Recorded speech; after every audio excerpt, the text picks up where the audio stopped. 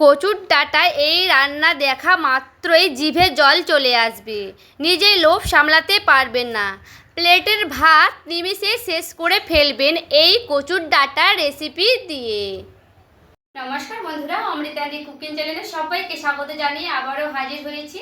তো যে সকল বন্ধুরা ইউটিউব চ্যানেল থেকে দেখছেন তারা প্লিজ চ্যানেলটাকে সাবস্ক্রাইব করে আমার পাশে থাকবেন, আর যারা ফেসবুক থেকে দেখছেন তারা পেজটাকে ফলো করে রাখবেন। আর স্কিপ না করে পুরো রেসিপিটি দেখা অনুরোধ রইল, লাইক দিয়ে ভিডিওটি দেখবেন। তো চলুন রেসিপিটি দেখে নেওয়া যাক। এখানে দেখুন বন্ধুরা, নিয়ে নিয়েছি আমি কচুর ডাঁটা। তো এই যে দেখুন, কচুর পাতাগুলো কিন্তু আমি আগে থেকে কেটে নিয়েছি, মানে বাদ দিয়ে নিয়েছি। তো আমি এখানে দেখুন কচুর শাক কিন্তু আজকে রান্না করব না, করব কচুর ডাঁটা। আর এই যে দেখুন কালো কালো কচুর ডাঁটাগুলো কিন্তু খেতে দারুণ লাগে। তো প্রথমে আমি কচুর ডাঁটাগুলো আগে কেটে নেব। তো কিভাবে বেছে নিতে হবে তো চলুন আমি দেখিয়ে নিচ্ছি। খুব সুন্দর করে যে খোসাটা এইভাবে ছিলে যাচ্ছে, এইভাবে কিন্তু খোসাটাকে এইভাবে ছিলে নিতে হবে। এটা খুবই সহজ, দেখুন কি সুন্দর একেবারে কিন্তু ছিলে যাচ্ছে। তো এই যে গোটাটাই এইভাবে কিন্তু ছিলে নিতে হবে কচুর ডাঁটার এই যে খোসাগুলো। এখান থেকে আমি এবার কেটে নিচ্ছি। কেটে নিয়ে দেখুন এই দিকটাও একটু ভালো মতো করে ছিলে নিচ্ছি, যেন মানে কচুর খোসাগুলো যেন না থাকে, তার জন্য খুব ভালো মতো করে কিন্তু বেছে নিতে হবে এই খোসাগুলো। তো এইভাবে খোসাটাকে কেটে নিলাম। এরপরে দেখুন দু পিস করে নিচ্ছি। তো এইভাবে কিন্তু কেটে নিচ্ছি এই কচুগুলোকে।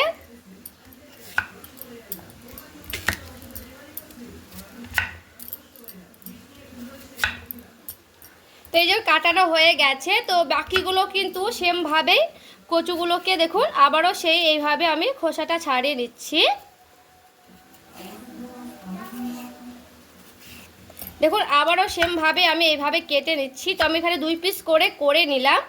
তো এইভাবে কিন্তু সেমভাবে আমি কচুর ডাঁটাগুলো কেটে নিচ্ছি, তারপরে আবারও ফিরে আসছি।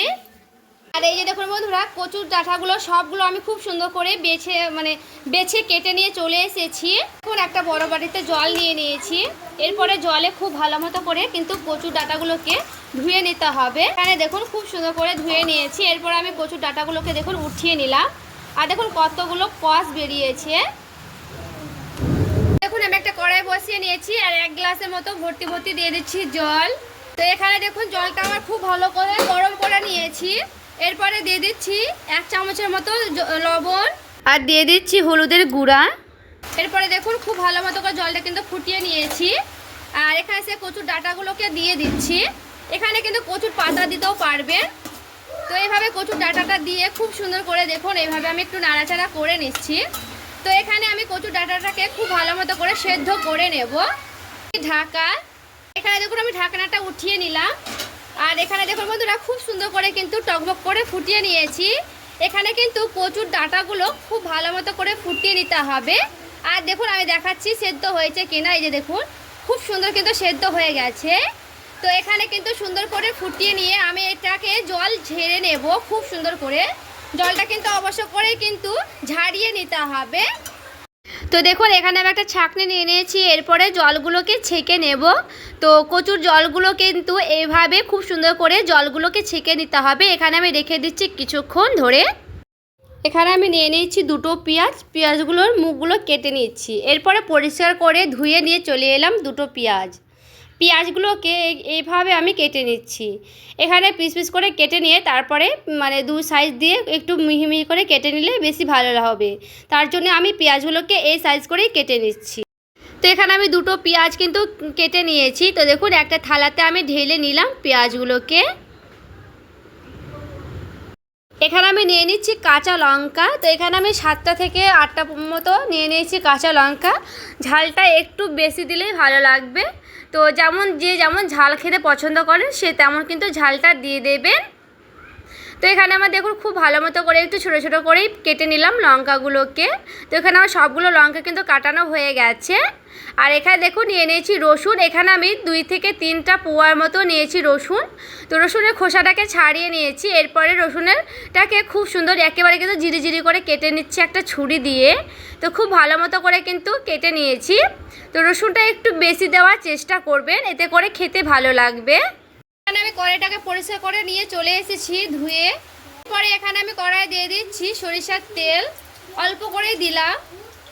পরে এটা গরম হয়ে গেছে, খুব ভালো মতো করে তেলটা গরম করে নিতে হবে। দিয়ে দিচ্ছি অল্প পরিমাণে হলুদের গুঁড়া, এরপরে দিয়ে দিচ্ছি অল্প করে একেবারে সামান্য করে দিয়ে দিচ্ছি লবণ। এখানে দিয়ে দিচ্ছি আমি চিংড়ি মাছ। চিংড়ি মাছটাকে খুব ভালো মতো করে এইভাবে আমি ভেজে নিচ্ছি। আর এখানে দেখুন বন্ধুরা, চিংড়ি মাছটা আমি খুব সুন্দর করে ভেজে নিয়েছি। তো বেশিক্ষণ কিন্তু ভাজতে যাবেন না, এতে করে বেশি চিমড়া হয়ে যায়, মানে শক্ত হয়ে যায় চিংড়ি মাছগুলো। প্রায় 1 থেকে 1.5 মিনিটের মতো কিন্তু ভেজে নিয়েছি। এরপরে দিয়ে দিচ্ছি কড়াইয়ে আমি তেল। দেখো শুকনো লঙ্কা নিয়েছি একটা গোটা, এবার ভেঙে দিচ্ছি লঙ্কাটা। 1 চামচ ভর্তি ভর্তি কালো জিরে। এখানে আমি লঙ্কা আর কালো জিরেটা খুব ভালো মতো করে এইভাবে একটু নাড়াচাড়া করে নিচ্ছি। পরে এখানে আমি কেটে রাখা পেঁয়াজগুলো দিয়ে দিচ্ছি। তো পেঁয়াজটা খুব সুন্দর করে লাল লাল করে ভেজে নিতে হবে। দেখুন কাঁচা লঙ্কাটাও আমি দিয়ে দিচ্ছি চিড়াগুলো। এখানে কাঁচা লঙ্কার ভাগটা একটু বেশি দিতে হবে, কারণ ঝাল ঝাল হলেই কিন্তু বেশি ভালো লাগবে। তো ঝালটা একটু নিজেদের পছন্দ মতো কিন্তু দেওয়ার চেষ্টা করবেন, কিন্তু এতে কিন্তু একটু ঝাল হলেই বেশি ভালো লাগবে। পরে সে রসুনগুলো একেবারে কিন্তু আমি মানে ছুরি দিয়ে মানে ছোট ছোট করে পিস করে নিয়েছিলাম। এরপরে সে রসুনটাও খুব সুন্দর করে এইভাবে আমি নাড়াচাড়া করে নিচ্ছি। রসুনটা আমি একটু বেশি দিয়েছি। এরপরে এইগুলোকে খুব সুন্দর করে আমি ভেজে নেব, একেবারে কিন্তু যতক্ষণ না ব্রাউন কালার লালচে লালচে ভাব আসছে ততক্ষণ পর্যন্ত। আর এই যে দেখুন খুব সুন্দর করে কিন্তু লালচে করে ভেজে নিচ্ছি। আমি যেইভাবে রান্না করছি এইভাবে একবার হলেও ট্রাই করবেন বন্ধুরা। আর এই যে দেখুন তেলটা কিন্তু একটু বেশি দেওয়ার চেষ্টা করবেন, কচুর শাকে তেলটা একটু বেশি দিলে কিন্তু বেশি ভালো লাগবে। তো এইভাবে একেবারে কিন্তু ব্রাউন কালার করে ভেজে নিতে হবে। তো দেখুন এখানে আমি কিন্তু খুব সুন্দর ব্রাউন কালার করে ভেজে নিচ্ছি। তো এখানে আমার খুব ভালো মতো করে ব্রাউন কালার করে ভেজে নিয়েছি। বেশি পুড়াতে যাবেন না, নাহলে কিন্তু পুড়ে যাবে। আর এখানে সে আমি কচুটাকে জল ঝেড়ে নিয়েছিলাম, এরপরে আমি দিয়ে দিচ্ছি সে জল ছাকানো কচুগুলো। এরপরে কচুটার সঙ্গে এইভাবে খুব সুন্দর করে দেখুন নাড়াচাড়া করে নিচ্ছি। এইভাবে কিন্তু খুব ভালো মতো করে নাড়াচাড়া করে নিতে হবে।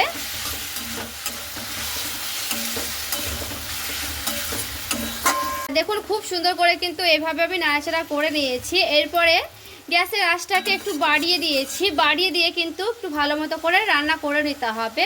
তো একটু এইভাবে একটু সাইড করে সরিয়ে দিলাম। দেখুন এইভাবে একটু নাড়াচাড়া করে নিতে হবে। এক মিনিটের মতো একটু রেখে এইভাবে একটু করে নাড়াচাড়া করে নিতে হবে, একবার দুবার করে। আবারও কিন্তু এইভাবে একটু নাড়াচাড়া করে নিয়ে একটু আবারও আমি এইভাবে ছড়িয়ে দিচ্ছি। আবারও দেখুন এইভাবে একটু আবারও নাড়াচাড়া করে নিচ্ছি। তো এখানে বন্ধুরা অবশ্যই করে কচুর ডাঁটা একেবারে জলগুলো যদি থাকে এইভাবে কিন্তু একেবারে শুকনো শুকনো করে নিতে হবে। তো আমি এখানে প্রায় 2 থেকে 3 বার কিন্তু নাড়াচাড়া করে নিচ্ছি। তো এখানে অবশ্যই করে কিন্তু নাড়াচাড়া করে নিতে হবে অনেকবারই। তো আবারও এইভাবে একটু ছড়িয়ে দিলাম, ছড়িয়ে দিয়ে এরপরে আমি একটু ঢাকা দিয়ে দিচ্ছি। এরপরে দেখুন একটু ঢাকাটা উঠিয়ে নিলাম। তো ঢাকা দিয়ে কিন্তু 1 মিনিটের মতো রেখেছিলাম গ্যাসের আঁচ কমিয়ে দিয়ে।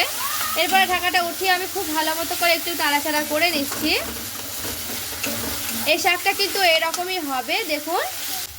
আর এই যে চিংড়ি মাছ ভেজে রেখেছিলাম, এরপরে দিয়ে দিতে হবে চিংড়ি মাছগুলোকে। চিংড়ি মাছগুলো দিয়ে একটু ভালো মতো করে আবার একটু নাড়াচাড়া করে নিতে হবে। মাছটা দিয়ে একটু ঢাকা দিয়ে দিলাম, কারণ চিংড়ি মাছগুলো সেদ্ধ হয়ে যাবে তার জন্য। আবার প্রায় 30 সেকেন্ডের পর ফিরে এলাম। এরপরে 30 সেকেন্ড পর একটু নাড়াচাড়া করে নিচ্ছি। তো এখানে আবার একবার ঢাকা দিয়ে কিন্তু নাড়াচাড়া করে নিতে পারবেন, কারণ চিংড়ি মাছটা পুরোপুরিভাবে সেদ্ধ হতে লাগবে তার জন্য।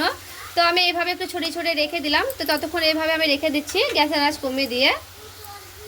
দেখুন এখানে দিয়ে দিচ্ছি চিনিটা অবশ্য করে অল্প করে দেওয়ার চেষ্টা করবেন।